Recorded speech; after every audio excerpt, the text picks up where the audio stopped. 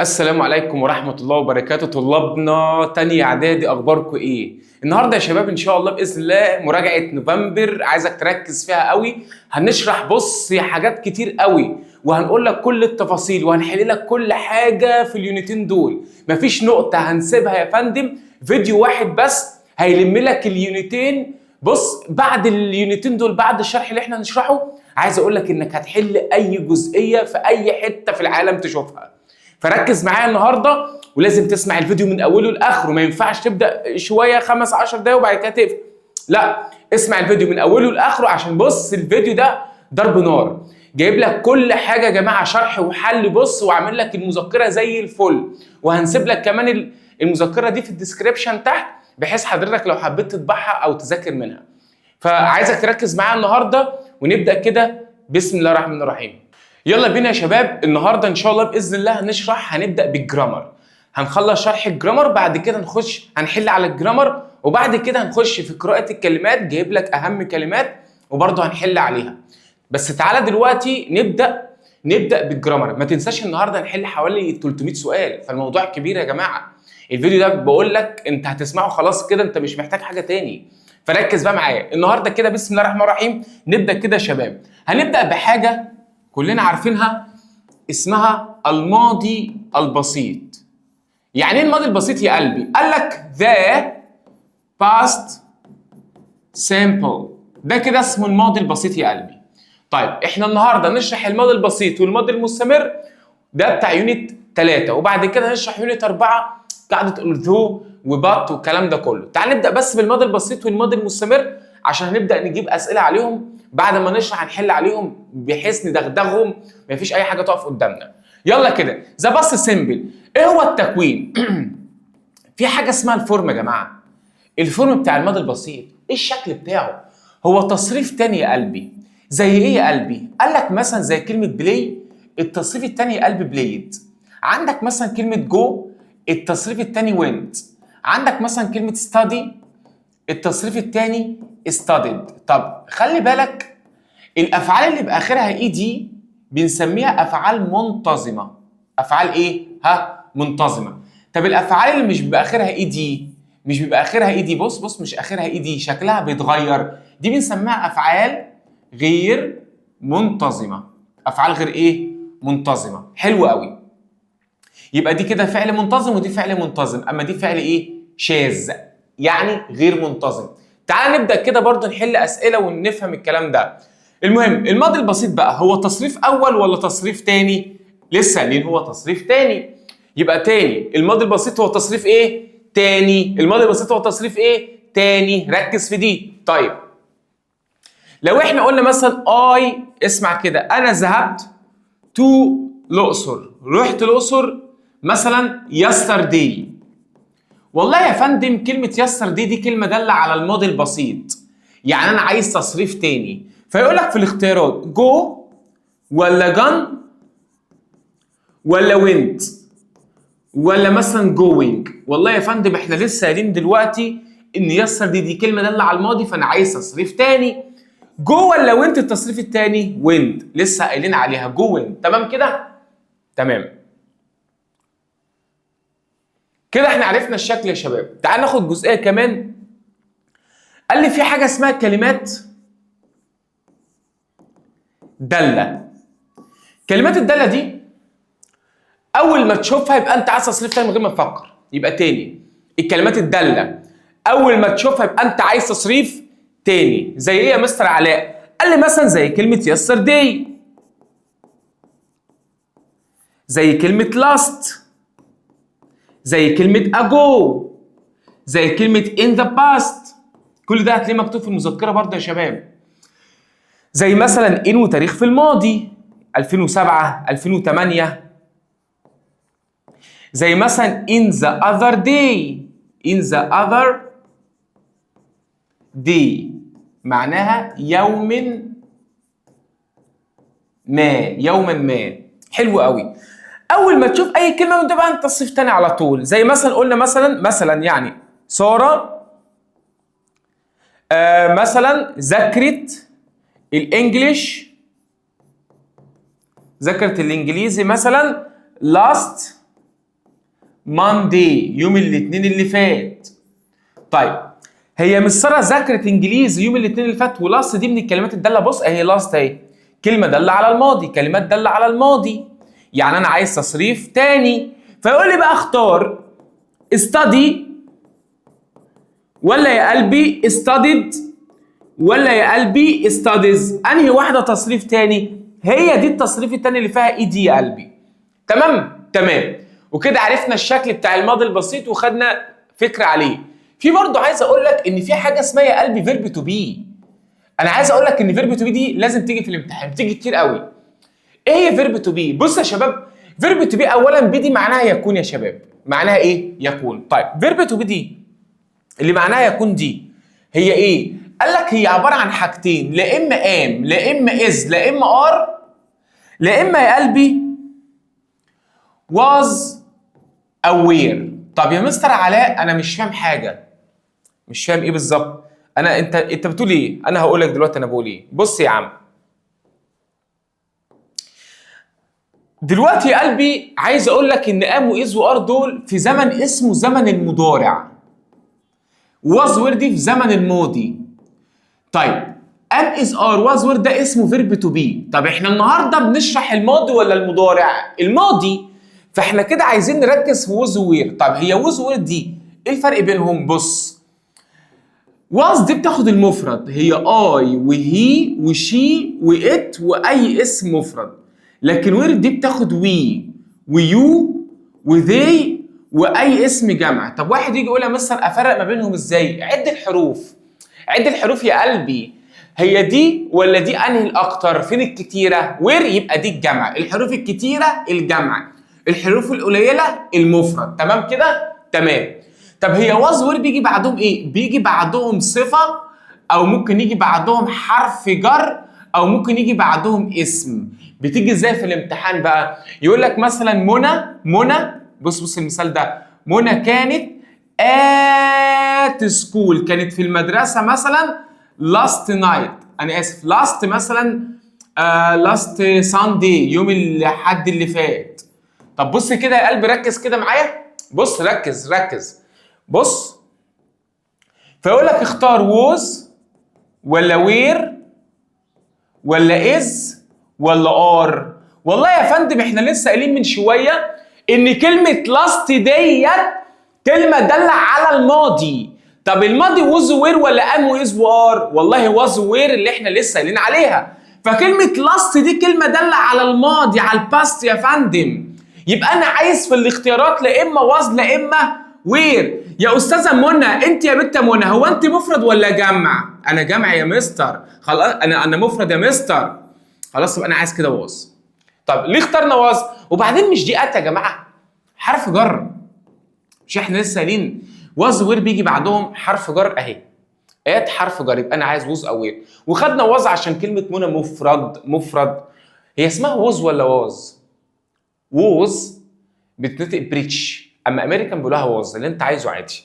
يلا نشوف النقطه اللي بعدها.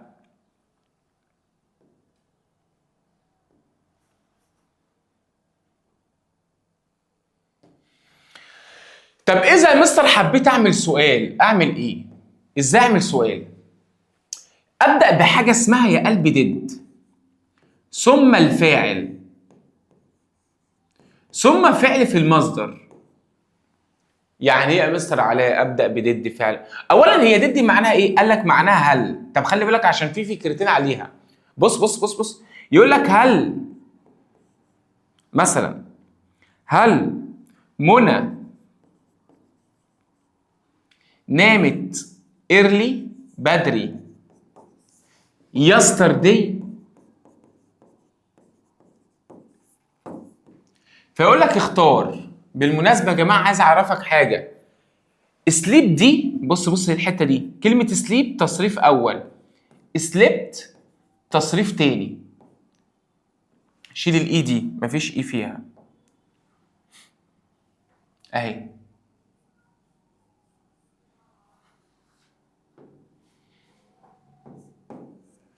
طيب دي تصريف اول، دي تصريف ايه؟ تاني. طيب بيقول لي هل منى نامت بدري امبارح؟ فالواد يجي حمقه يقول لي بس يا مستر انا فهمت حاجه مهمه جدا. اقول له قول. يقول لي يا مستر هو انت مش لسه قايل من شويه هنا ان كلمه يسر دي لما اشوفها او اي كلمه من دول اروح مختار تصريف تاني؟ قلت له ايوه انا قلت كده. يقول لي بس يا مستر يسر دي اهيت، فانا عايز تصريف تاني. فين التصريف التاني يلا؟ يروح قايل لي يا مستر بس التصريف التاني اهي، بص اهي يا مستر التصريف التاني اهو. اروح قايل له صفر غلط. ليه يا مستر غلط؟ ما انت قال يسر دي دل على الماضي يبقى سليب. اقول له ايوه انت صح، بس دي لو ما كانتش موجوده. يعني ايه؟ يعني اذا لقيت كلمه ديد اعرف ان هي العقبه. عشان كده عاملها لك باللون الاسود، هي اللي واقفه في الزور. يعني ايه؟ يعني اذا شفت كلمه ديد حتى لو لقيت كلمه دل على الماضي هتختار التصريف الاول اللي هو المصدر. يبقى اذا شفت كلمه ديد تمام وفي كلمه دل على الماضي هي المفروض اختار تصريف تاني. قال لي لا، امال هختار مصدر التصريف الاول. طب ليه؟ عشان ديد بيجي بعدها مصدر عافيه. مصدر عافيه، فركز في دي يا شباب. يبقى تاني كده يا قلبي، ديد بيجي بعدها مصدر حتى لو لقيت كلمه داله على الماضي. تمام؟ ناخد مثال كمان كده عشان نشوف انت فاهم ولا لا.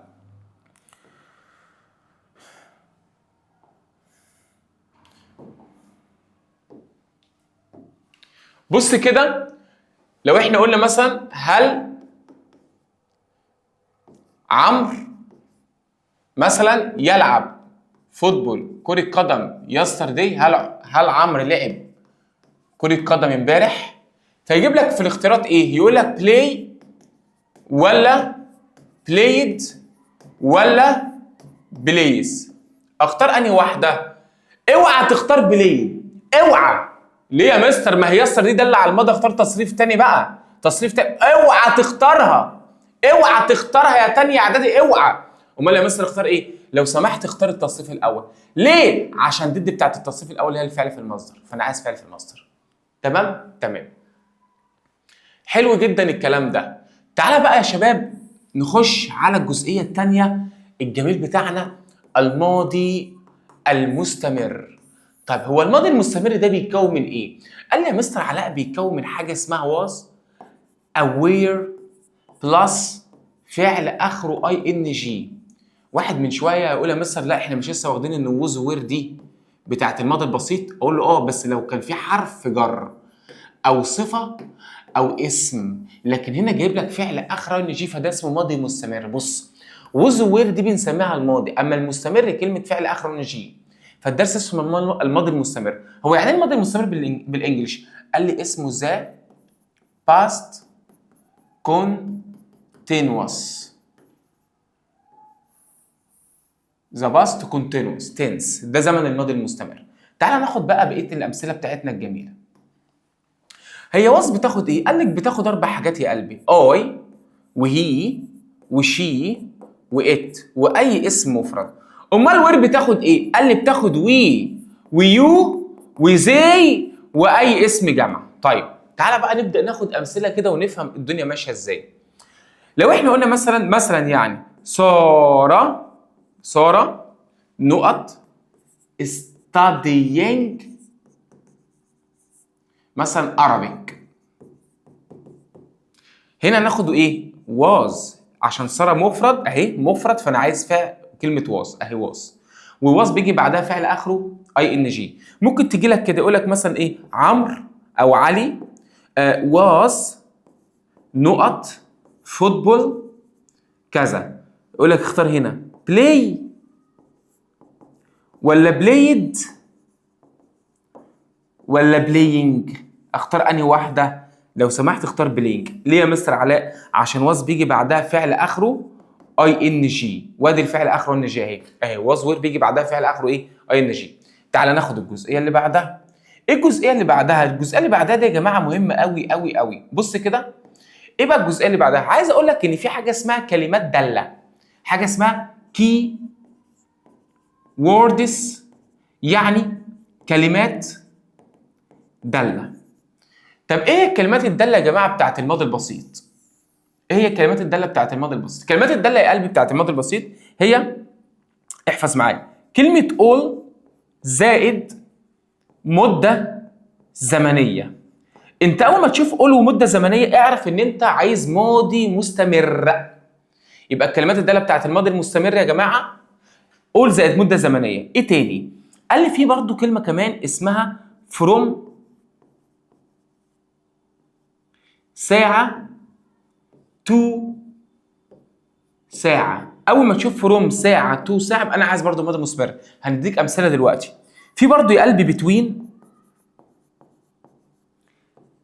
ساعه and ساعه، برضو دي كلمات داله على الماضي المستمر. قال لي في برضو ايه؟ at ساعه زائد، اسمع الحته دي على بعضها، زائد كلمه داله على الماضي كلمه yesterday تحديدا. طبعا هديك امثله عشان تفهم. تعال نجرب كده يا شباب، ناخد امثله. بص كده،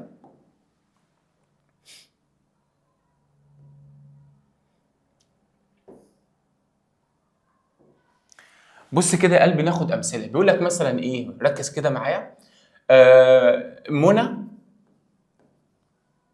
منى مثلا نايمه all day طول اليوم yesterday. فالواد اللهبل هيقول لي بس نايمه يعني ايه اصلا؟ يعني ايه نايم؟ sleep دي المصدر، was sleeping ماضي مستمر، slept تصريف تاني، تصريف تاني ده ماضي مستمر، دي تصريف اول. طيب اختار انهي واحده؟ طبعا slept دي التصريف التاني ده بنسميه ماضي بسيط عشان الناس تبقى فاهمه. يبقى تاني بقى، بس اقف لحظه. فيجي الواد يقول لي بس يا مستر موضوع سهل جدا. انا بص انا فهمت. اقول له فهمت ايه؟ اقول له يقول لي تعالى كده يا مستر. اقول له نعم. هي دي يا مستر مش يستر دي؟ مالها؟ هي مش يستر دي دل على التصريف الثاني؟ نختار ماضي بسيط؟ قلت له ايوه. خلاص يا مستر نختارها. قلت له لا اقف. ليه يا مستر هقف؟ يستر دي دل على التصريف الثاني، ده لو جايه لوحدها. طب اذا جاء قبلها قول مده زمنيه، بص اهي ارجع هنا، قول ومده زمنيه. مده زمنيه يعني يوم، دي، ويك، اسبوع، يير سنه، مانث شهر. قول مده زمنيه يبقى انا عايز ماضي مستمر اللي هو واز او وير فعل اخره جي. هي دي الاجابه الصح يا قلبي. فركز. عارف لو كان مسح لك قول دي وموجود يستر دي بس يبقى ساعتها سليبت، تمام. طب في يستر دي ومده قول مده زمنيه يبقى انا عايز ماضي مستمر. ناخد مثال تاني. يقول لك فروم من الساعه 3 او 2، من الساعه 3 تو الى الساعه مثلا 8 انا بلعب في الشارع. انا بلعب ات ستريت في الشارع. اقف لحظه، اقف لحظه. من الساعه 3 للساعه 8 انا بلعب في الشارع. الكلام ده حصل امتى يا ابني؟ امبارح يا مستر. طيب اقف لحظه. يقول لي بقى كلمه بلاي، نختار بلاي ولا بلايد ولا واز بلاينج؟ فالواد يجي يقول لي يا مستر علاء بس يا مستر الموضوع خلص. بس ده اللي على الهبل بقى. يقول لك بس يا مستر يستر دي. اقول له مالها يستر دي؟ تصريف تاني، هاخد تصريف تاني. اقول له يلا اختار تصريف تاني كده. يقول لي بس بلاي ده مستر. اروح انا قايل له بالاسود كده بالقلم الاسود، واروح قايل له صفر غلط. يقول يا مستر ليه صفر غلط؟ في ايه يا مستر؟ يا قلبي يا قلبي كلمه يستر دي جايه لوحدها ولا جاي معاها تحديد زمن؟ بص جايب لك تحديد زمن اهو. بص من الساعه كذا للساعه كذا اهي. فروم ساعه الى ساعه. فروم ساعه الى ساعه مع يستر دي كده يطلعوا لك ماضي مستمر. يطلعوا لك ايه؟ ماضي مستمر. ايه هو الماضي المستمر؟ اللي هو واز بلاينج يا قلبي. طب يا مستر علاء اقف لحظه، اقف لحظه يا مستر. اقول له في ايه يا ابني؟ في ايه؟ طب اذا مسح لي فروم ساعه تو ساعه وجايب لي مثلا يستر دي بس، ساعتها تقول بليد اللي انت قلتها صح. حط فروم ساعه تو ساعه مع يستر يبقى انا عايز ماضي مستمر واز بلاينج.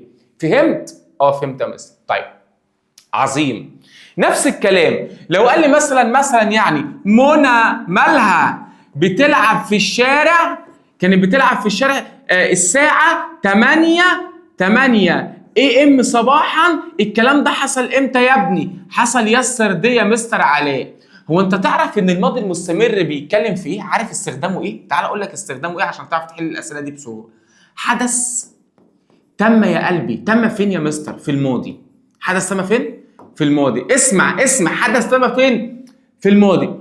واستمر فترة معينة مع تحديد زمن بالتفصيل. يا مستر علاء مش فاهم يعني ايه تحديد زمن بالتفصيل الماضي؟ يعني حاجة حصلت امبارح او في الماضي واستمرت فترة معينة بس مع تحديد زمنها. يعني ايه برضه؟ يعني لما اجي اقول لك مثلا ايه؟ امبارح ده ماضي بسيط. امبارح الساعة 3 ده ماضي مستمر. ليه؟ عشان قلت امبارح وحددت زمن وقت بالتفصيل الساعة 3. تمام؟ تمام. طب ايه رايك لما اجي اقول لك، ركز معايا في الحتة دي. امبارح الصبح ماضي مستمر. امبارح بس ماضي بسيط. طب الاسبوع اللي فات ماضي بسيط. طب الاسبوع اللي فات يوم الاثنين ده ماضي مستمر. فهمت الفكره؟ فهو بيقول لك ايه بقى؟ امبارح الساعه 8 فده ماضي مستمر. اذا شال الوقت يبقى ماضي بسيط. وبعدين مش احنا لسه قايلين اهي، بص ات ساعه، كلمه يسر دي يبقى انا عايز ماضي مستمر اهي. ساعه يسر دي ماضي مستمر. الماضي المستمر هو بيتكون من ايه؟ من ووز او وير زائد فعل اخر مش. يبقى انا عايز ووز مثلا، اقول اي حاجه واز بلاينج مثلا. يا رب الناس تكون فهمت يعني ايه ماضي مستمر. فاضل بقى جزئيه مهمه دلوقتي هناخدها، وهي الروابط الزمنيه. كلمه وايل، جاست از، عشان دي بتيجي كتير قوي في الاسئله. تعالى كده نشوفها. بص كده يا قلبي، نبدا كده بسم الله الرحمن الرحيم. الروابط الزمنيه، انا عايزك تحفظ يا جماعه الحاجات دي حفظ وفهم. احفظ الحاجات دي مهمه جدا، لازم تحفظها وتفهمها. فانا هفهمها لك وانت عليك الحفظ بقى. تعالى كده نبدا. وايل دي، وايل تعالى نكتبها بخط اشيك عشان تبقى واضحه.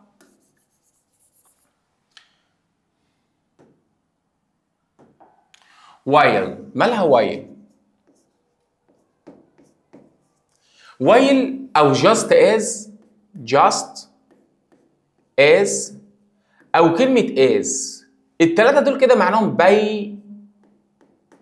بينما. معناهم ايه؟ بينما. بيجي بعدهم فاعل. الفاعل ده يا جماعه اللي هو مثلا شخص، يعني شخص. الفاعل ده بيكون غالبا شخص، انسان. طب وايل جاست از وبعد كده ايه؟ بنختار حاجه اسمها ماضي مستمر.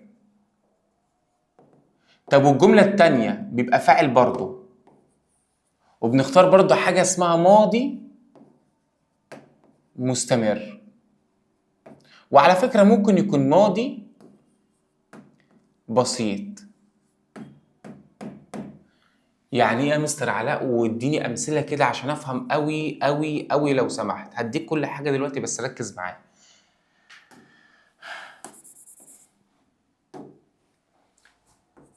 هنكتب لك بس الامثله دي. while my father، بينما ابي was watching TV، my sister اختي كانت بتطبخ at kitchen. kitchen معناها ايه يا مستر؟ معناها مطبخ. تعال نفهم بقى المثال ده ونشوف هنختار ايه. احنا عايزين هنا بقى بتطبخ، هنختار في الاختيارات كلمة cooked ولا was cooking على حسب بقى، وهنفهم دلوقتي. وركز معايا بقى في الشرح. صلي على النبي يا جماعة عليه الصلاة والسلام. ركز كده معايا يا شباب، كله ركز معايا، الله يرضى عنكم، ما تودوناش في داهية. بص بقى، ركز. لو انا جيت اقول لك، ركز قوي في الحته دي، وهكتب لك حته بس هنا ايه، نقطه بس هنا كمان عشان ايه تفهم اكتر. بص هنكتب حاجه كده باللون ده، هنسمي اللي في حاله بنختار ماضي مستمر، الرخم بنختار ماضي بسيط. ركز معايا هتفهم الاخر دلوقتي. بص يا قلبي بقى وركز كده جدا. ايه الحوار اللي انا كتبته ده؟ ايه اللي انا كاتبه ده؟ بص كده يا قلبي، ايه رايك لما اجي اقول لك امبارح كلام في الماضي بقى، عشان احنا بنتكلم في الماضي المستمر يبقى كلام امبارح. امبارح ابويا قاعد مدلدل كرشه كده ورجله وبيتفرج على التلفزيون وعمال ياكل ايه؟ فشار. هو قاعد اهو مستقنيص مع نفسه عمال يتفرج على الفيلم مثلا او الماتش، وقاعد اهو في حاله مع نفسه. تمام؟ مره واحده ايه اللي حصل؟ لا، اختك بتطبخ في المطبخ. طب هي اختك اللي هي المفروض بنته ضايقته في حاجه؟ لا، هو في حاله وهي في حالها. هي بتطبخ في المطبخ وهو بيتفرج على التلفزيون. في حد رخم على التاني؟ لا. طيب اذا ما حدش رخم على التاني، يعني ابويا في حاله واختي في حالها، يبقى ده ماضي مستمر وده ماضي مستمر، عشان احنا قلنا اللي في حاله بيبقى ماضي مستمر. طب بص لو انت مش فاهم، بص اللي جايه دي. ابويا بيتفرج على التلفزيون وقاعد مثلا بياكل عادي، مره واحده لها اختك نادت عليه، مش كده هي رخمت عليه؟ اقف لحظه بقى، قول لي الحدثين كده واحده واحده. ابويا لما كان بيتفرج على الماتش واختي لما نادت عليه، مين هنا اللي كان في حاله؟ اخويا، انا اسف، ابويا اللي كان بيتفرج على الماتش كان في حاله. طب مين اللي رخم عليه؟ اختي. اقف لحظه، يبقى اللي في حاله ماضي مستمر، الرخم ماضي بسيط. تمام كده؟ طب لو الاتنين في حالهم يبقى ماضي مستمر. مش فاهم؟ تعال نفهم. بص يا سيدي، اولا كده انا عايز اقول لك ان وايل جاست اس فاعل، الفاعل ده دايما وايل جاست اس بيجي بعدها ماضي مستمر دايما يا مستر علاء.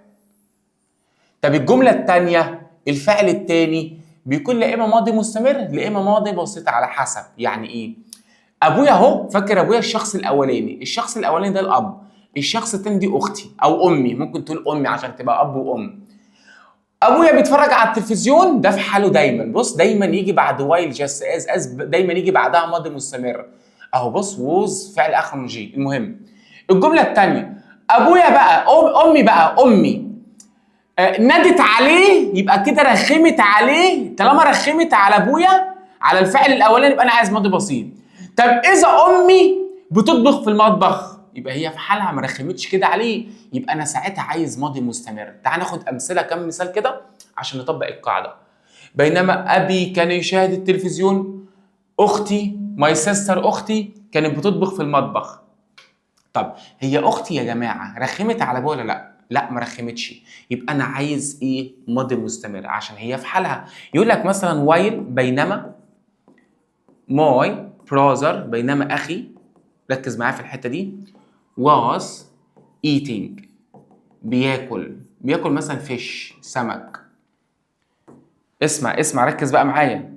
ماي سيستر اختي، اخويا واختي بقى، اختي مثلا ركز بقى معايا بتشاهد التلفزيون. اقف لحظه،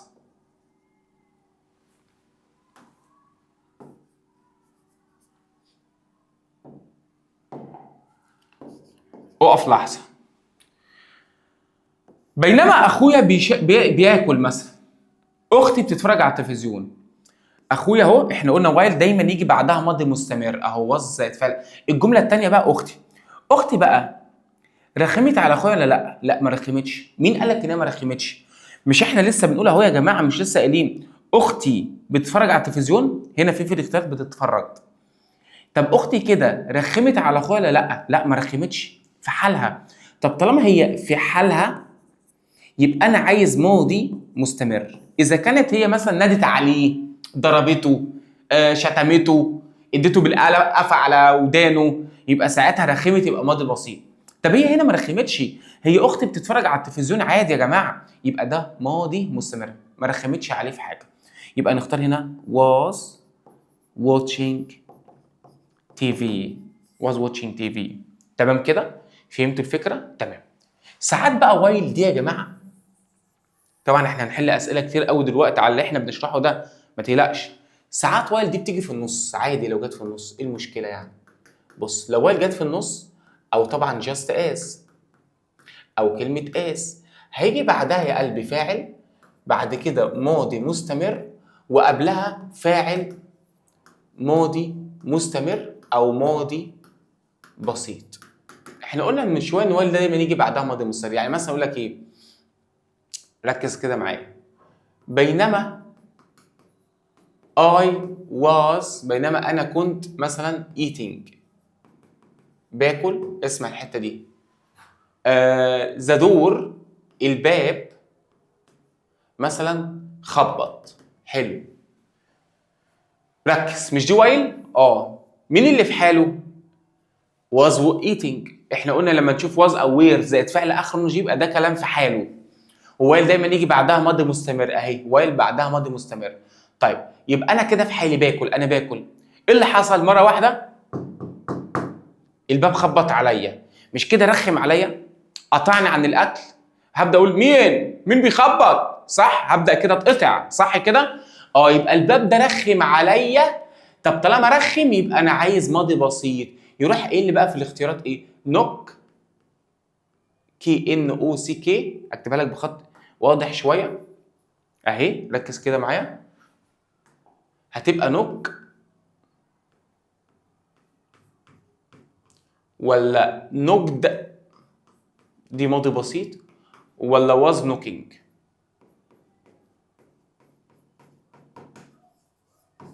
انهي واحده؟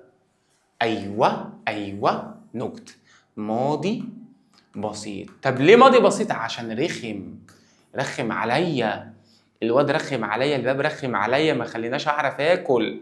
تمام كده؟ تمام يا مستر. في ملحوظه بقى مهمه قوي.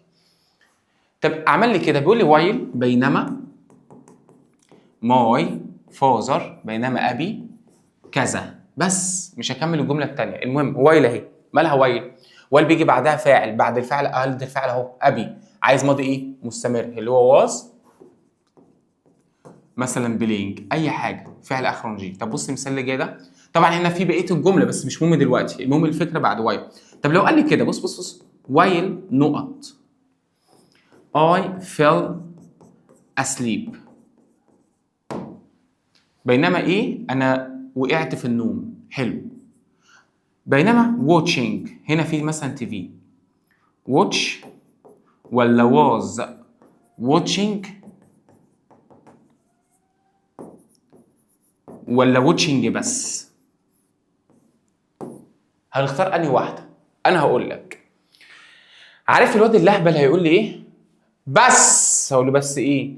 مش انت يا مستر بتقول ان وايل بيجي بعدها ماضي مستمر؟ قلت له خلاص اختار ماضي مستمر، الموضوع بسيط اهو. صفر، غلط. ليه يا مستر غلط؟ يا قلب وايل بيجي بعدها ماضي مستمر اللي هي ووز او وير فعل اخر جي، بس لو في فاعل، لو في ايه؟ فاعل. لكن هنا نقط، مفيش فاعل. بص الفاعل ده اللي هو، بص حتى، بص وايل جاي بعدها فعل اهو، ابي. بص في مثال تاني، وايل اخويا، بعد كده الماضي المستمر. وبعدين انت بتختار واز او وير على حسب الفاعل. يعني لو كانت الفاعل ده مفرد فبنختار واز، لو كان الفاعل ده جمع بنختار وير. طب هو اصلا مفيش فاعل اصلا، يبقى ولا هتختار واز ولا وير، امال هختار ايه؟ فعل اخره نجي. يبقى دي الخلاصه. اذا لقيت وايل جاي بعدها نقط، لو سمحت اختار فعل اخره ING. طب اذا جاء بعد وايل فاعل اللي هو الشخص يعني، لا ساعتها بقى اختار حاجه اسمها واز وير زائد فعل اخره ING. تمام كده؟ فهمت الفكره دي؟ يبقى وايل جاي نقط يبقى فعل اخره جي، طب وايل جاي فاعل يبقى واز او وير فعل اخره ING. تمام. تعال ناخد اخر ملحوظه معانا. شوف بقى لو هتكتب ولا هتصور وبعد كده تكتب لوحدك، ومش عايز تكتب كده ده مكتوب في المذكره فوق لو انت حابب يعني. تعالى يلا نبدا كده نركز. افضل انك تكتب عشان الكتابه بصراحه يعني انا كاتب حاجات زياده يعني. تعالى كده نشوف كده المثال ده. القاعده دي، في قاعده يا شباب اسمها ديورينج. مالها ديورينج؟ قال لي يا شباب ديورينج دي بيجي بعدها اسم، وبيجي بدل الاسم ممكن حاجه برضو اسمها صفات ملكيه زائد فعل في المصدر، وبعدها في الجمله الثانيه بيجي فاعل، ثم يا شباب حاجه اسمها ماضي بسيط. الماضي البسيط عرفناه اللي هو تصريف ايه؟ تاني. طب ديورينج اصلا معناها ايه؟ قال لي معناها اثناء. معناها يا شباب اثناء او في خلال. تمام. يعني مثلا يقول لك ديورينج اثناء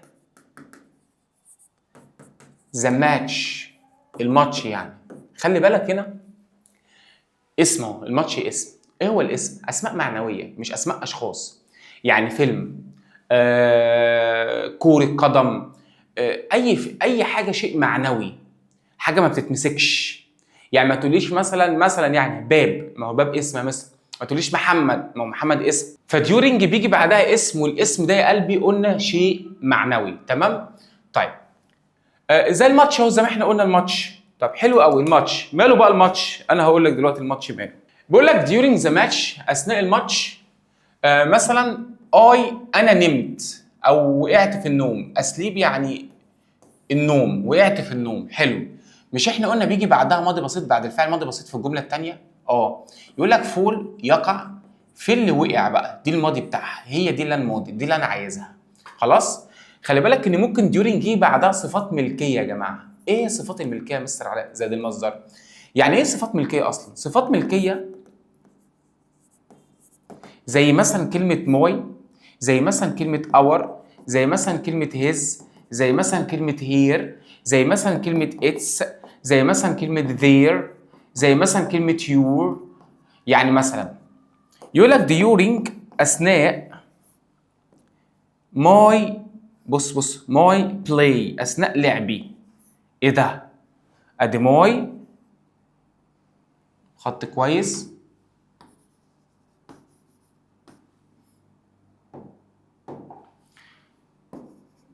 ماي بلاي اثناء لعبي. ادي ماي وجاي فعل في المصدر اهي، اثناء لعبي. انا وقعت او انا اتكسرت ماي ليج، رجلي، لا قدر الله يعني، بعد الشر عليكم. ادي ماي وادي الفعل في المصدر اهي، ماي اللي هي صفات ملكيه والفعل في المصدر. انا عايز هنا برضو ايه؟ ماضي بسيط. الماضي البسيط اللي هي ايه؟ فول. احنا عايزين بقى ايه؟ يتكسر يعني ايه؟ يعني بريك. يقول لك اختار بريك دي في المصدر، ولا بروك دي الماضي البسيط اهيت، ولا واز بريكنج. لا طبعا احنا مش هناخد واز بريكنج في الموضوع خالص. احنا طبعا قلنا ان ديورنج بيجي في الجمله الثانيه اهي ماضي بسيط. الماضي البسيط هي كلمه بروك، ولازم تكون حافظها. تمام يا شباب؟ تمام. احنا كده خلصنا الماضي المستمر والماضي البسيط. تعالى نبدا بقى نحل عليهم. ما تنساش بس ان كلمه didn't بالمناسبه، didn't لو عايز انفي بتاعت الماضي البسيط بتنفي didn't زائد الفعل في المصدر. تمام. والماضي المستمر مش هو كان was او were زائد فعل اخره ing؟ ده الماضي المستمر. يبقى ده نفي الماضي البسيط، وده نفي الماضي المستمر. بتنفي بحاجه اسمها not، بتنفي بنوت. يعني يقول لك مثلا I didn't، انا مش هذاكر انجليزي مثلا، انا ما ذاكرتش انجليزي امبارح. هنا هنختار ايه؟ study فعل في المصدر. ليه؟ عشان didn't بيجي بعدها مصدر اجباري حتى لو لقيت كلمه داله على الماضي زي yesterday. نفس الكلام was playing، انا كنت بلعب. لا انا عايز اقول ما كنتش بلعب، هتحط نوت بس، الموضوع سهل. تعالى بقى نطبق عليهم ونشوف هنعرف نحل ولا لا. يلا بينا كده يا جماعه، بسم الله الرحمن الرحيم. احنا دلوقتي يا شباب هنحل على الماضي البسيط فقط، هنحل على الماضي البسيط فقط والماضي المستمر. في طبعا حاله اف وفي الزو وبيكاز والكلام ده هنقعد بس عليهم دلوقتي. بس تعالى نحل على الماضي المستمر الاول. طيب عشان احنا لسه شارحينه يعني. نبدا كده يا جماعه بسم الله. يلا كده يا جماعه. بيقول لي اي نقط ماي هوم وورك يسترداي. يسترداي دي كلمه داله على الماضي، فانا عايز ماضي بسيط. دو دي مضارع، داز فيها اسم مضارع، ودوينج لا، دوينج لازم يكون قبلها واز او وير. يبقى الاجابه عندك ديد بتاعت الماضي. تمام. ونفيها ديدنت، يعني لو عايز تنفي هتحط نوت. تمام كده. هي نقط تو ذا سكول بيكاز هي واز سيك. طبعا واز دي ماضي، كلمه واز اول ما تشوف كلمه واز او وير يبقى انا عايز تصريف تاني. فين الماضي هنا في الاختيارات؟ دي جن تصريف تالت، لا انا عايز تصريف تاني. جوز مضارع، جوينج فعل اخره جي. didn't go، didn't go هي الصح. طب ليه يا مستر didn't go؟ احنا لا اما went بتاعت الماضي البسيط تصريف تاني، لا اما النفي بنقول didn't والمصدر. فهنا تبقى الاجابه دي. عايز اقول لك ايه؟ هو ما راحش للمدرسه لان هو كان سك، يعني ايه؟ مريض. ما راحش مثلا لان هو مريض. زي نقط فوتبول at 5 PM yesterday. اقف لحظه.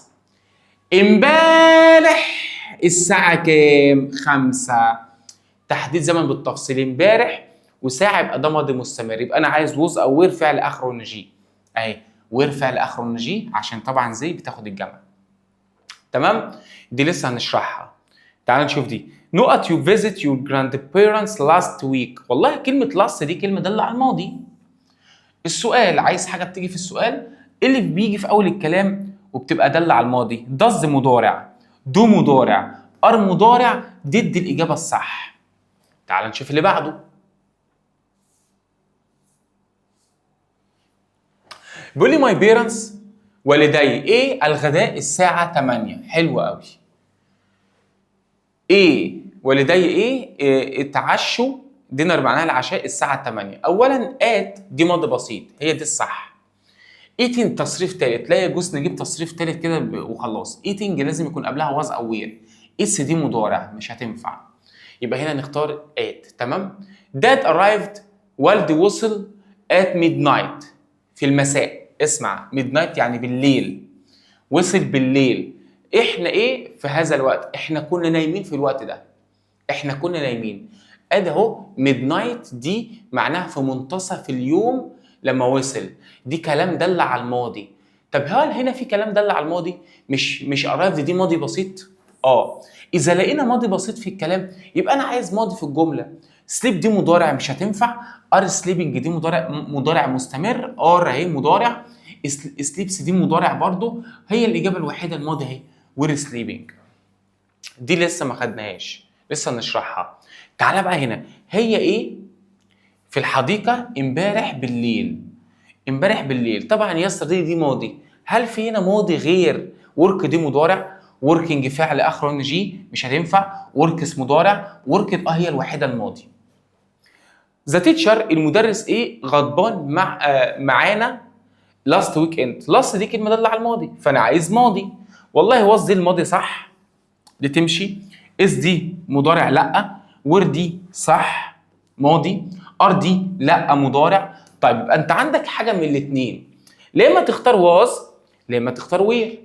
طب هنختار واز ولا وير؟ والله شوف المدرس. يا مدرس هو انت مفرد ولا جمع؟ انا مفرد. طب طالما انا مفرد فانا عايز واز. تمام؟ المثال اللي بعده.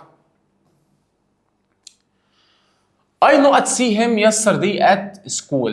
انا ايه شفته امبارح. اقف لحظه. مش yesterday دي كلمه داله على الماضي؟ فين الماضي في الاختيارات؟ don't دي لا. didn't اجابه صحيحه. didn't ماضي. doesn't لا مضارع.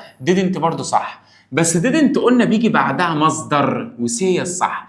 اما دي مش مصدر ده فعل اخره ان جي فدي غلط. تمام؟ اللي بعده دي لسه هنشرحها. 13 he نقط to school by bus yesterday. عايز اقول لك هو ايه للمدرسه بالاتوبيس امبارح. امبارح دي كلمه داله على الماضي فانا عايز ماضي. رايد دي مضارع مصدر يعني. رايدز مضارع اي فعل في المصدر او فعل اخره اس يبقى مضارع.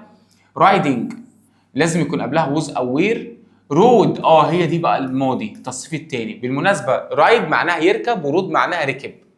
اللي بعده بص بقى 15 اي نقط ريدنج وين. بالمناسبه يا جماعه قاعده وين دي انا هقول لك عليها قاعده. مالها وين؟ وين بيجي بعدها يا شباب ماضي بسيط. احفظ دي معايا. ماضي بسيط اللي هي كلمه رانج يعني. رانج دي اصلها رينج معناها رن. دي التصريف الاول دي التصريف الثاني. المهم وين هيجي بعدها تصريف ثاني وبيجي قبلها ماضي مستمر. طب هي هنا ريدنج فعل اخره الماضي المستمر بيتكون من ايه؟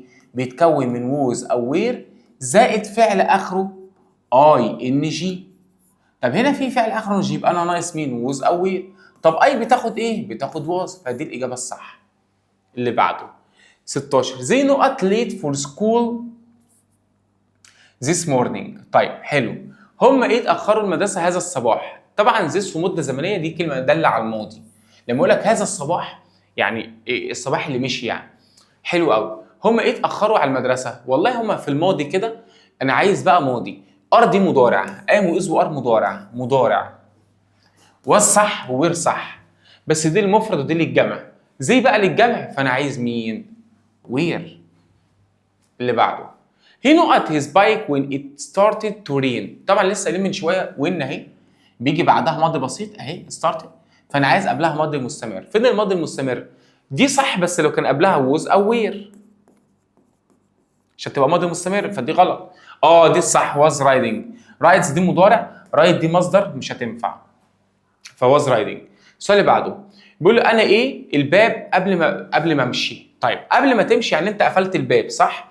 انا قفلت الباب قبل ما اغادر او امشي، يعني انا عايز ماضي. وبعدين بيفور اصلا يا جماعه دي قاعده برضو بيجي بعدها قبلها انا اسف ماضي بسيط. فين الماضي البسيط؟ فين التصريف الثاني؟ دي مصدر دي فيها اس كلوز دي الماضي، فعل اخر جي لازم يكون قبل ووز او وير.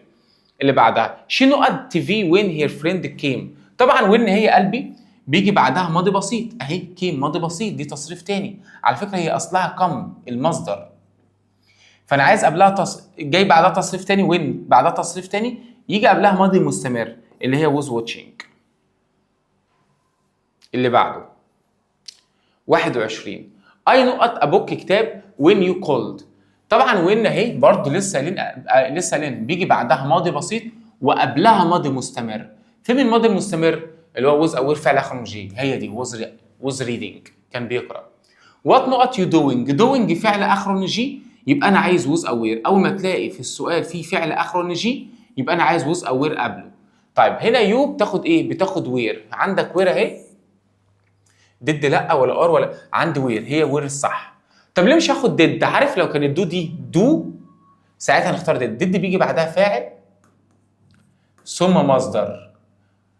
طب واز وير بيجي بعدها ايه؟ فاعل، بعد الفاعل حاجه اسمها فعل اخره اي ان جي، فهو جاب لك فاعل يو وفعل اخره جي اهي. يبقى انا عايز ووز وير. اللي بعدها وين. طب وين بيجي بعدها ايه؟ ماضي بسيط اهي هابنت حدث، فانا عايز قبلها ماضي مستمر. وين بعدها ماضي بسيط قبلها ماضي مستمر، وين بعدها ماضي بسيط قبلها ماضي مستمر. فين الماضي المستمر في الاختيارات؟ هي was driving.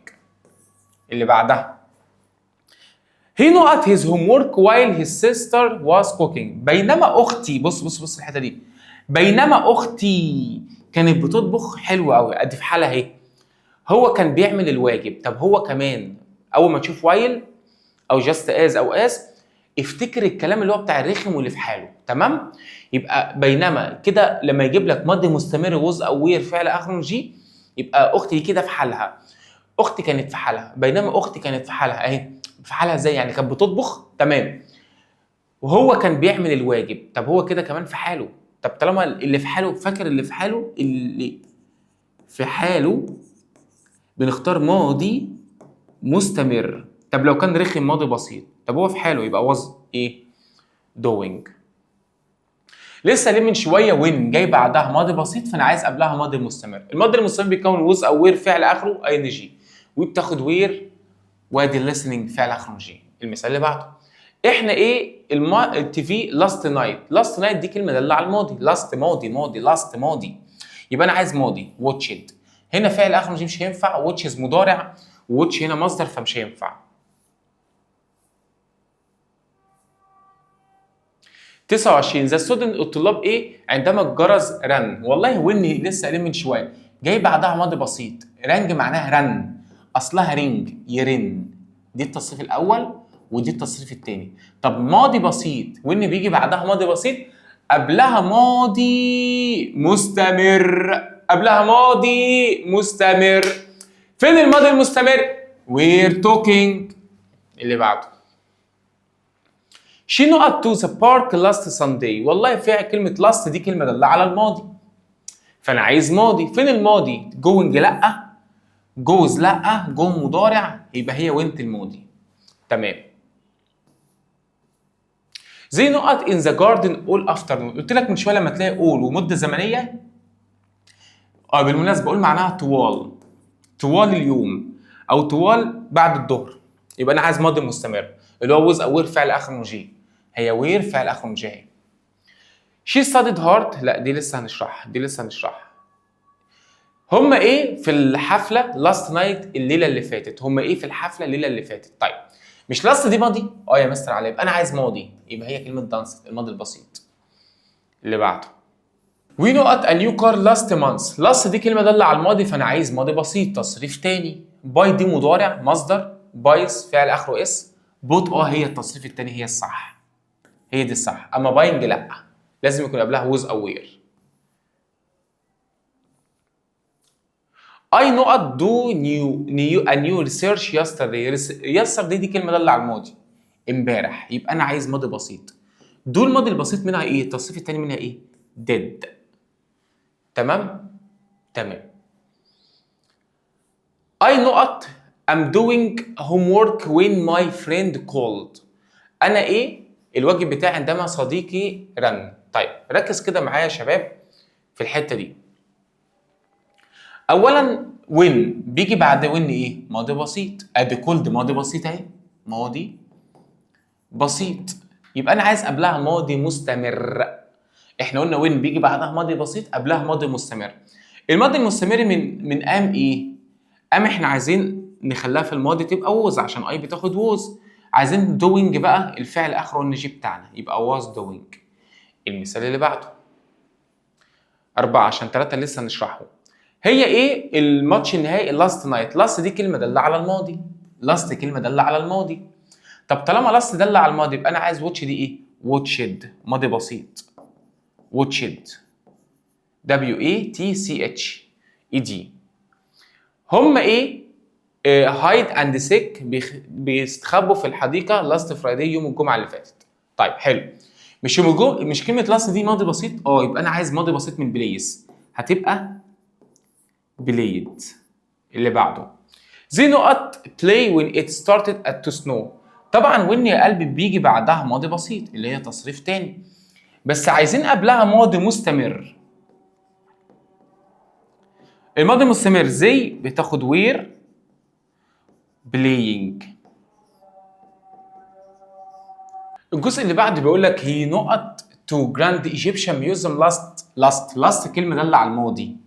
طب طالما هي داله على الماضي يبقى انا عايز جو دي داله على الماضي نخليها ماضي تبقى went. التصريف التاني من كلمه جو went.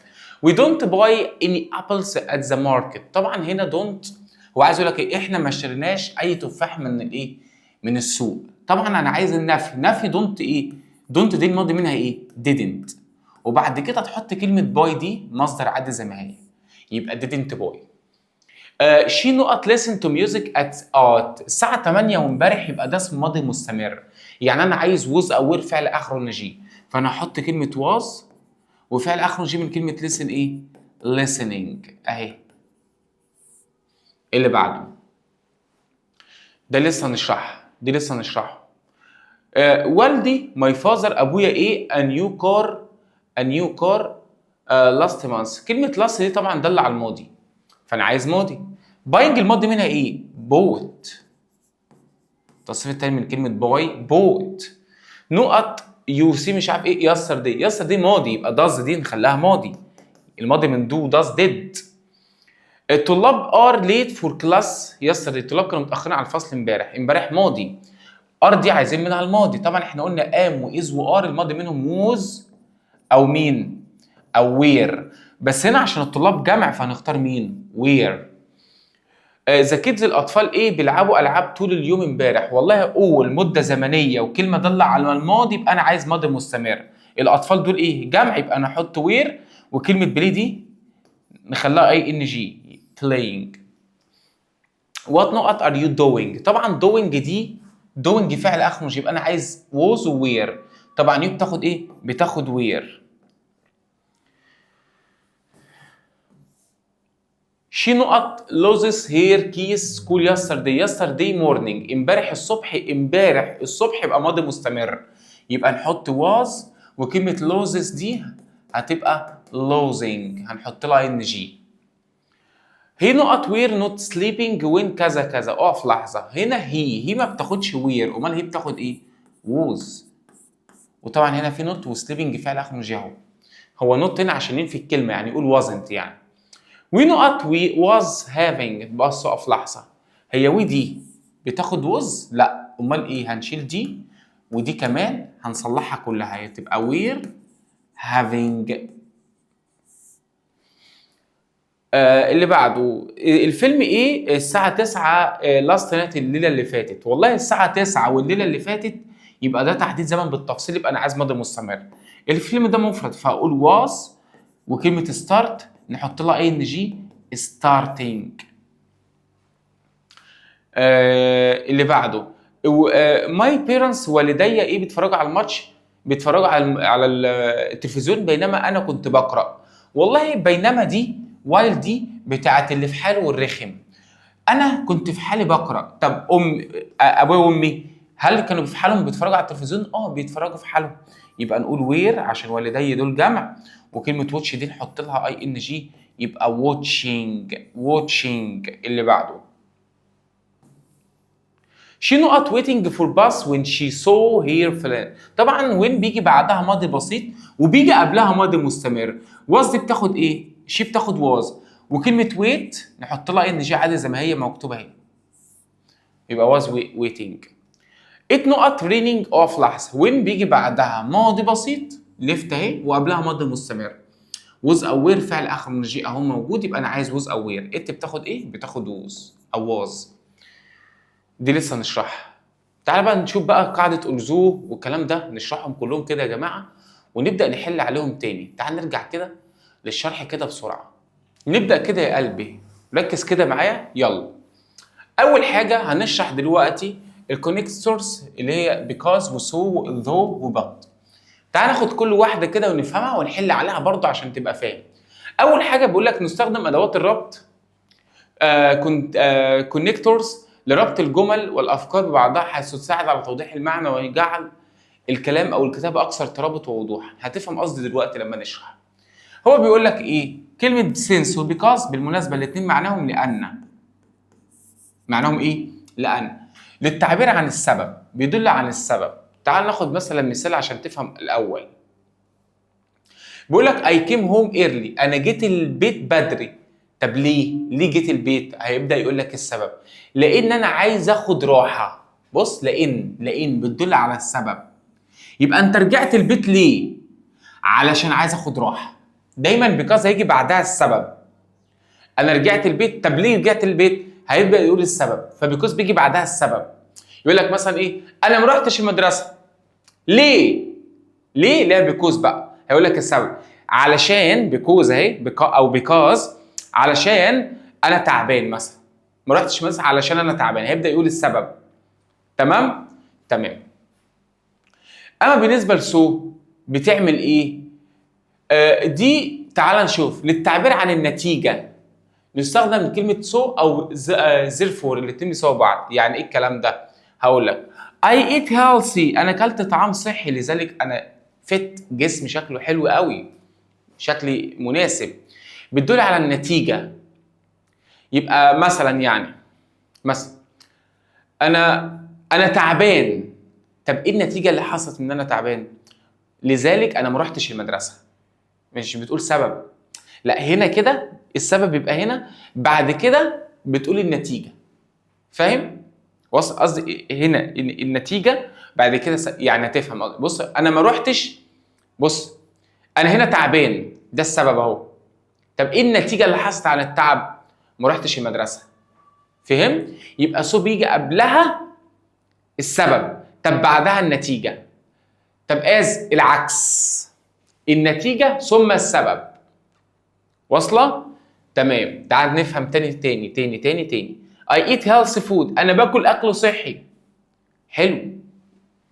طب ايه تاني؟ ده كده سبب اهو. لذلك انا فت، شكل جسمي حلو، دي النتيجه. يبقى انا باكل اكل صحي، النتيجه اللي انا فت. انا مثلا انا بذاكر قوي. طب ايه النتيجه اللي حصلت بعد المذاكره؟ انا نجحت في الامتحان. وعايز اقول لك عشان ما تتلخبطش، because دي بقى الزتونه. because اللي معناها لان، وسو بيجي قبلها كما، احفظ دي. لكن because ما بيجيش قبلها كما. بص تلاقي في كما هنا. بص بيكاس ما فيش كما اهي، لكن هنا في كما، مش اسمها كوما، اسمها كما اهي. بص سو بيجي قبلها كما؟ لا. سو بيجي قبلها كما. بيكوز بيجي قبلها كما؟ لا. يبقى سو بيجي قبلها كما. بص اهي كما اهي. تمام. طبعا نحل عليهم كلهم دلوقتي، فاضل دول وهنحل عليهم كلهم. بص يا شباب كده الجزئيه دي but though الاثنين دول معناهم على الرغم من. على الرغم من، وفي فرق ما بينهم وبيفيدوا التناقض، بس هقول لك في فرق ما بينهم صغير. يعني ايه تناقض؟ دايما حاجه حلوه مع حاجه وحشه. يقول لك مثلا ايه؟ علي بيكون غني على الرغم ان هو مش سعيد. تحس ان هو ايه؟ في حته كده عكس، واحد غني بس مش سعيد. منى بتكون فقيره بس سعيده. بص تحس ان في تناقض في الموضوع. هي بقى بط والزو بيساووا بعض في الحته دي، بيفيدوا التناقض. تمام، في تناقض في الحوار، في اختلاف. يعني بص تعال ناخد مثلا امثله. سيبك من الأذن اللي بتيجي في اول الكلام دلوقتي. هو فاز بالمسابقه على الرغم ان هو كان تعبان. بص فاز يعني حاجه حلوه، هو فاز بس هو تعبان. بص حاجه حلوه مع حاجه وحشه، فالذو بتيجي في النص.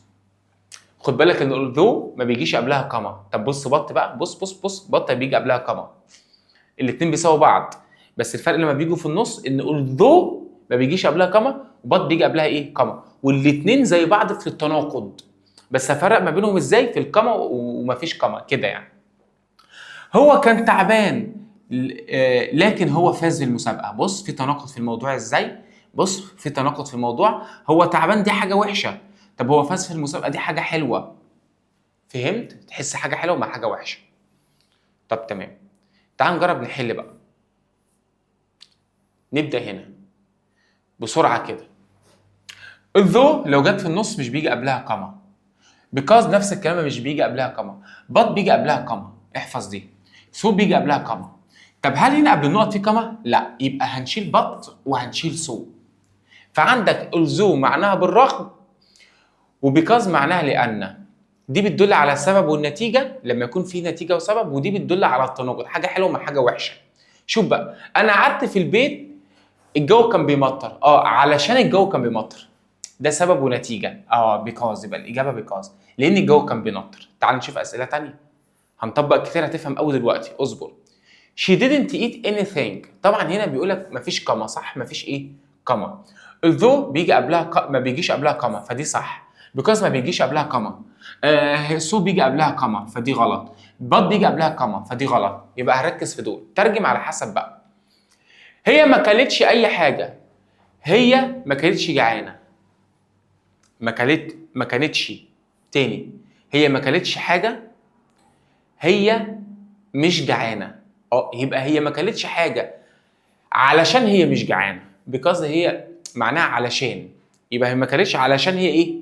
ما كلتش، هي مش جعانه. فاهمين؟ يبقى الاجابه هنا عندك ايه؟ because مش although. he failed، هي فشلت في الامتحان ايه؟ هو مش ذاكر كويس. حلو. اولا سو بيجي قبلها كما وهنا مفيش كما، تمام؟ وبط بيجي قبلها كما وهنا مفيش كما، فالاجابه عندك although يا اما because. هو فشل في الامتحان لان هو ما ذاكرش كويس، ولا على الرغم ان هو ما ذاكرش. يبقى هو لان هو ما ذاكرش كويس، لان because هي الاجابه الصح. ده سبب. هو فشل في الفيلد معناها فشل، هو فشل في الامتحان طب ليه؟ علشان هو مش ذاكر كويس، ما ذاكرش، يبقى اكيد فشل. اللي بعده هنا طبعا مفيش كما، صح؟ مفيش كما، يبقى هنطير بط وهنطير مين؟ سو. فالاجابه عندك بيكاز لا اما الزو. ترجم. هو ما جاش، هو كان مشغول. هو ما جاش علشان هو كان مشغول، يبقى كلمه بيكاز برضو الاجابه الصح. هو ايه مركزين على بيكاز ليه؟ هنشوف دلوقتي. اللي جايه انا عايز اقول لك ان الوحيده اللي بتيجي في اول الكلام هي كلمه الظو. احفظ دي، الوحيده اللي بتيجي في اول الكلام. تمام؟ بط مش هتنفع، فمش هتنفع، بيكاز مش هتنفع. يبقى الوحيده اللي بتيجي في اول الكلام هي although. على الرغم ان هي كانت مريضه، هي راحت المدرسه. بص حتى في تناقض في الموضوع زي ما احنا قلنا. اللي بعده ايه؟ طيب ركز كده. ايه الجو بيمطر؟ هما بيلعبوا كره قدم. طب ايه الحاجه اللي بتيجي في اول الكلام؟ قلنا بط لا، وسو لا، وبيكاز لا، يبقى انا عايز although. اللي بعده he was tired. خدت بالك من الحته دي؟ هنا في كما، يبقى هنشيل although. بط صح، سو صح، بيكاز غلط. ترجم بقى. بط بتاعت التناقض حاجه حلوه وحاجه وحشه، سو بتاعت السبب والنتيجه. هو كان مريض لكن هو راح السرير بدري؟ لا، لذلك هو راح السرير بدري. السرير هنا مش جاب معنى السرير، هو جاب معنى كلمة النوم. هو راح ينام بدري يعني. هو كان مريض لذلك هو راح ينام بدري. يبقى هنا عندك الإجابة هنا سو. اللي بعده I wanted to go out. أنا أردت إني أخرج. هنا في كما، يبقى هنطير though وهنطير إيه؟ because. يبقى عندك لا إما سو لا إما بط. أنا أريد إن لكي أخرج، أنا عايز أخرج. إيه؟ الجو كان ساقعة. أنا عايز أخرج لذلك الجو كان ساقعة، ولكن الجو كان ساقعة. يبقى أنا خرجت أهي. بص I wanted، أنا خرجت. لا أنا كنت عايز أخرج، ولكن الجو كان إيه؟ ساقعة. يبقى الإجابة هنا بط مش لذلك. إيه لذلك دي؟ ينفع أقول لك أنا كنت عايز أخرج لذلك الجو كان ساقعة؟ لا، ولكن الجو كان ساقعة. أنا عايز أخرج، كنت نفسي أخرج بس الجو كان ساقعة. في تناقض في الموضوع. اللي بعده he was sick، هو كان مريض. هنا اقف لحظه، هنا في زي ما قلنا كما، يبقى هنشيل although وهنشيل كلمه because. يبقى انت عندك لا اما سو لا اما بط على حسب الترجمه. هو كان مريض. ايه؟ هو ما راحش العمل، ما راحش الشغل، لذلك هو ما راحش الشغل. لذلك يبقى الاجابه سو. لذلك في نتيجه اهي. لذلك لا دي حليناها. هنا في كما، طالما في كما يبقى هنطير مين؟ because وهنطير الزو. فلا اما عندك الاجابه لا اما بط لا اما سو على حسب بقى الترجمه. هي ذاكرت بجد، هي نجحت في الامتحان، ما ينفعش بط. لكن نجحت هي ذاكرت بجد لكن نجحت في الامتحان اكيد لا. هنقول لذلك هي نجحت في الامتحان. دي الاجابه الصح. I wanted to help him، انا اردت ان كي اساعده. طبعا هنا مفيش كما، فهنا بط هتتشال عشان بيجي قبلها كما، والصاد هتتشال عشان بيجي قبلها كما. فانت عندك الاجابه لا اما الذو لا اما because. الذو معناها بالرغم من او على الرغم من، على الرغم عشان بس الناس اللي مش عارفه. وطبعا because معناها لان. انا اردت ان كي اساعده على الرغم ان هو رفض، ولا لان هو رفض؟ على الرغم. هنا في تناقض. اللي بعده ايه الحاجه اللي بتفرق اول الكلام من غير ما اكمل؟ الذو الاخيره دي من غير ما اكمل. اللي بعده طبعا هنا مفيش كما، يبقى هنطير بيكاز وهنطير الذو. فالاجابه عندك لا اما بط لا اما سو. سو معناها لذلك، بط معناها لكن. هي كانت سعيده. ايه؟ هي حصلت على وظيفه جديده، لذلك هي صح، يبقى سو. لذلك هي حصلت على وظيفه جديده. هي كانت سعيده لذلك هي حصلت على وظيفه جديده. هنا في الجمله غلط. لا غلط. احنا معلش يا جماعه احنا غلطنا في السؤال ده. لا ثواني، مش هنا ما فيش كما، يبقى سو اللي هي غلط وبط هي اللي غلط. انا عمال اقول ترجمه الجمله غلط ليه؟ معلش يا جماعه، دي غلط ودي غلط عشان ما فيش كما اصلا. لو كان في كما كنا نفكر في الاثنين دول. طب ما فيش كما، ما فيش، يبقى لا اما بيكاز لا اما although. صح كده. نرجع تاني. يبقى هي كانت سعيده. طب هي سعيده ليه؟ لان هي حصلت على الوظيفه الجديده. لان، يبقى بيكاز هي الصح. عذرا يا جماعه. يبقى بيكاز معناها يا شباب لان. تمام. 39 الامتحان كان صعب. في كما، يبقى هنشيل مين بقى؟ although وبيكاز. فالاجابه عندك بط لا اما سو. ترجم بقى. الامتحان كان صعب لكن انا عملته كويس. الامتحان كان صعب لكن عملته كويس. تمشي. في تناقض. كان صعب وحلته كويس، يبقى في تناقض، حاجه عكس الثانيه. طب لو قلت سو لذلك ينفع اقول لك ايه؟ الامتحان كان صعب لذلك انا حلته كويس. ليه حضرتك؟ انت مش موجود من الكوكب. امتحان صعب بس في معافره.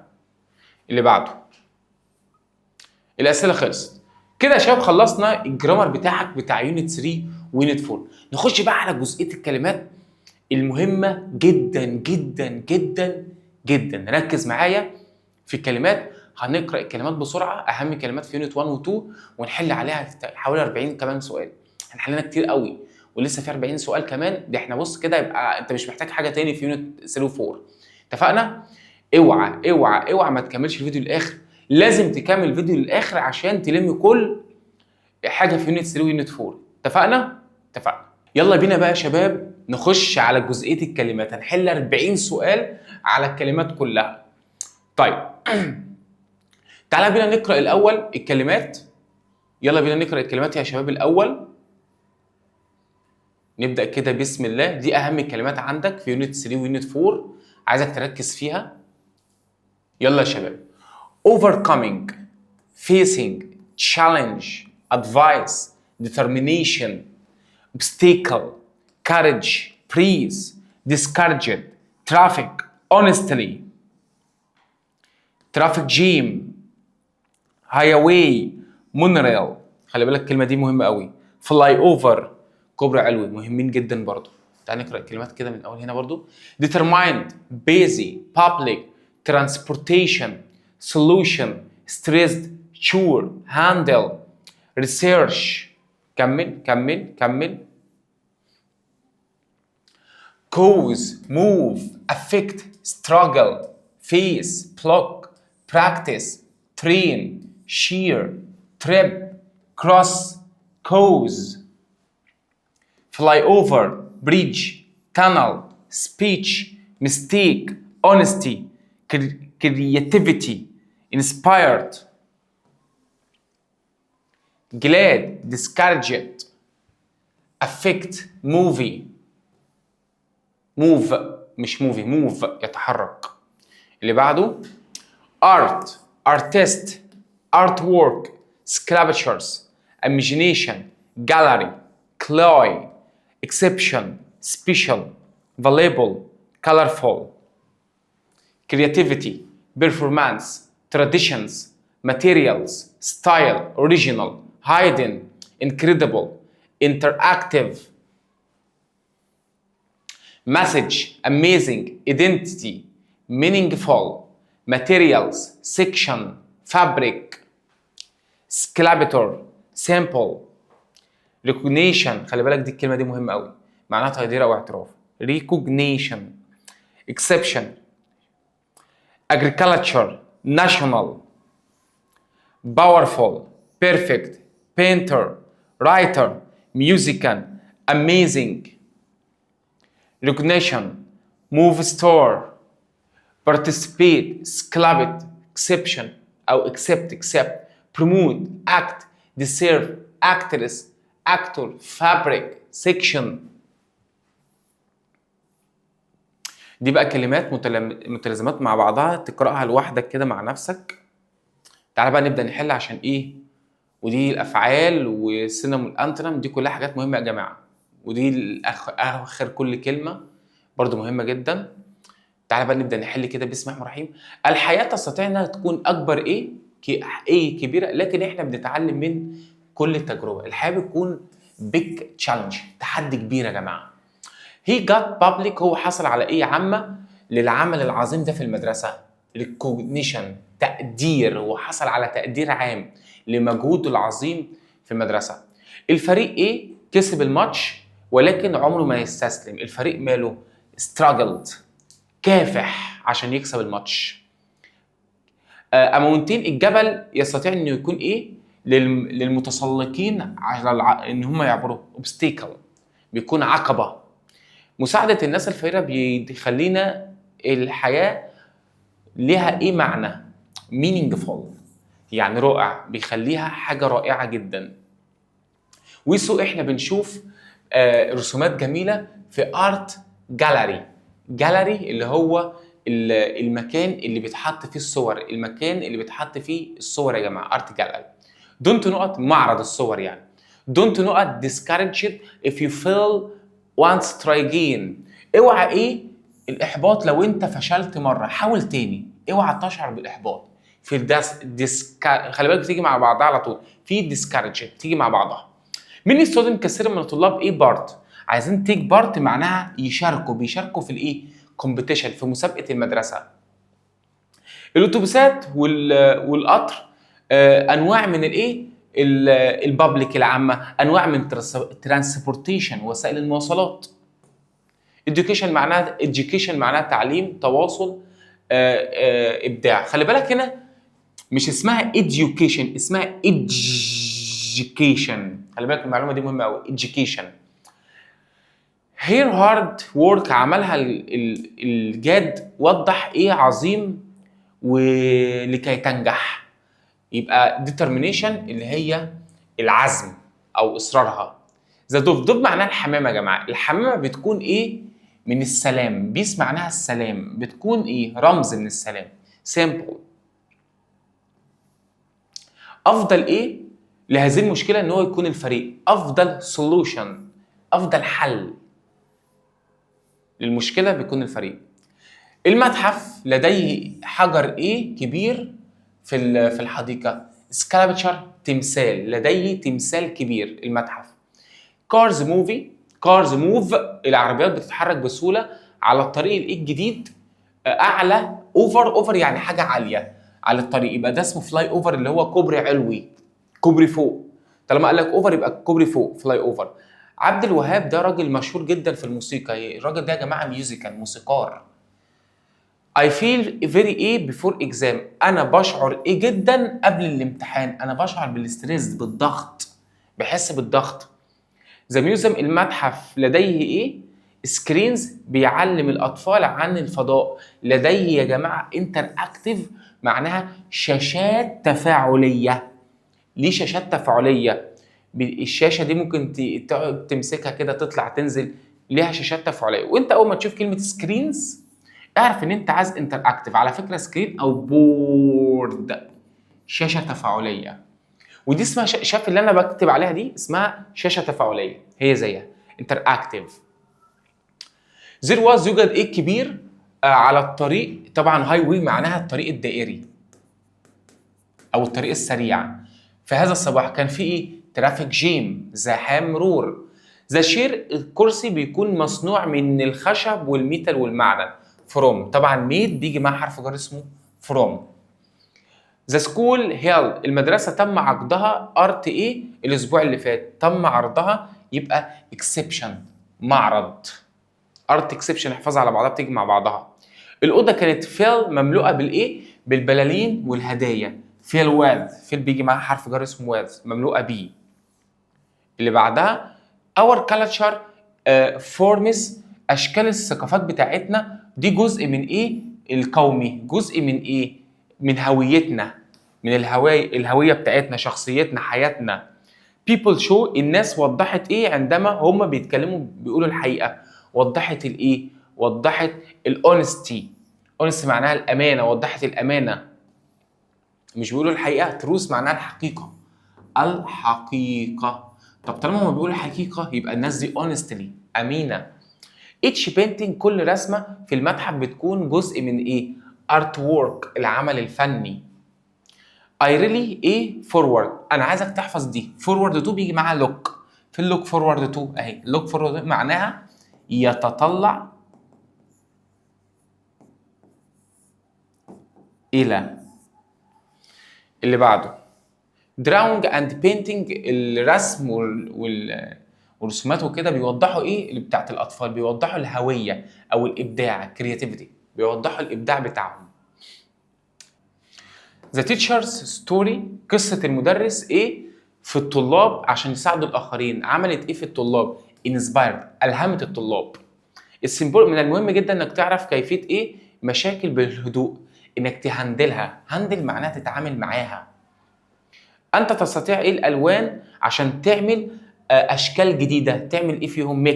ميكس، تخلطها عشان تعمل أشكال جديدة. دونت بي، اوعى تكون ايه؟ بسبب الفشل حاول تاني. اوعى تكون ايه؟ discouraged، اوعى تكون محبط. من فضلك ايه؟ attention، حاجه بتيجي مع attention دي معروفه. بي attention يعني يدفع اهتمام، يدي اهتمام للمدرس اللي بيقوله. شوف ايه المدرس اللي بيقوله، يبقى بي attention بتيجي على بعضها على طول، مهمه جدا. سكاينج، نقط بس. سكاينج دي بتيجي مع ايه؟ بتيجي مع كلمه performance، اداء السكاينج اللي هو التزحلق على الجليد يعني. everyone، كل واحد يقدر ايه؟ الخطأ، لذلك لا تقلق عن الأخطاء. كل واحد يعمل ايه؟ make mistake، يعمل خطأ، بتيجي معاها على طول. make mistake احفظها، بتيجي كتير قوي. his idea، فكرته كانت مكتملة. ايه مكتملة؟ وجديدة. فكرته كانت original، أصلية، كانت أصلية. the head teacher، المدرس الأساسي will give سوف يعطي ايه في المدرسه؟ سيرموني، في حفله مدرسيه. هيدي ايه في المدرسه؟ سبيتش. يعني ايه سبيتش؟ معناها خطاب.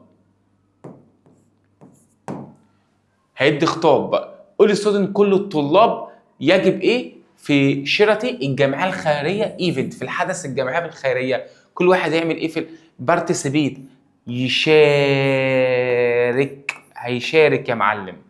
this dress هذا الفستان بيكون مصنوع من السوفت كوتن ايه؟ فابريك. فابريك يعني ايه؟ قماش. قماش. we need احنا محتاجين ايه في اهدافنا عشان نعملها كويس في الحياه؟ محتاجين نعمل ايه في اهدافنا؟ فوكس، نركز فيها. خلي بالك فوكس بيجي مع حرف جر اسمه اون. فوكس اون، يركز فيه. نو وان مفيش حد بيكون ايه، مفيش حد بيكون ايه، لكن احنا نقدر نعمل افضل ما عندنا. مفيش حد بيقدر بيكون بيرفكت. مفيش حد بيرفكت يا جماعه. بيرفكت جامد يعني، بس احنا ممكن نعمل اكتر ما عندنا. مفيش حد 100%، بس ممكن نعمل اكتر ما عندنا. شينو هو بيوضح كيف ديل ايه ستريس مع الضغط. ديل بيجي مع حرف جر اسمه ايه؟ فيل ويز، معناه يتعامل مع الضغط. والستي كالم يبقى هادئا. وبكده يا قلبي خلصنا المراجعه بتاعتنا بتاعت يونت 3 ويونت 4. ركز فيها، عايز تسمعها تاني اسمعها. تقريبا قعدنا ساعتين الا تلت حاجه زي كده. فاحنا لمينا لك الدنيا كلها في يونت 3 ويونت 4. بالتوفيق يا شباب، بالتوفيق، هتوحشونا. السلام عليكم.